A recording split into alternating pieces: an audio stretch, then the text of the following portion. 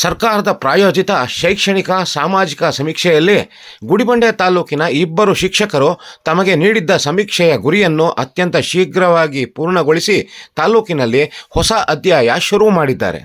ಗುಡಿಬಂಡೆ ತಾಲೂಕಿನ ಲಗುಮೇನಹಳ್ಳಿಯ ಕಿರಿಯ ಪ್ರಾಥಮಿಕ ಶಾಲಾ ಶಿಕ್ಷಕ ಮುದ್ದುರಾಜ್, ಗುಡಿಬಂಡೆ ಪಟ್ಟಣದ ಬಾಪೂಜಿ ನಗರದ ವಿಭಾಗದಲ್ಲಿ ಹಾಗೂ ಚಂಡೂರು ಗ್ರಾಮದ ಸರ್ಕಾರಿ ಹಿರಿಯ ಪ್ರಾಥಮಿಕ ಶಾಲಾ ಶಿಕ್ಷಕಿ ಎನ್ ಮಂಜುಳಾ ಚಂಡೂರು ಗ್ರಾಮದ ವಿಭಾಗದಲ್ಲಿ ಸಮೀಕ್ಷೆ ಕಾರ್ಯ ಪೂರ್ಣಗೊಳಿಸಿದ್ದಾರೆ. ಈ ಪ್ರಯುಕ್ತ ಇಂದು ಗುಡಿಬಂಡೆಯ ತಾಲೂಕು ಕಚೇರಿಯಲ್ಲಿ ಈ ಇಬ್ಬರು ಶಿಕ್ಷಕರನ್ನು ಆದರದಿಂದ ಸನ್ಮಾನಿಸಿ ಅಭಿನಂದಿಸಲಾಯಿತು.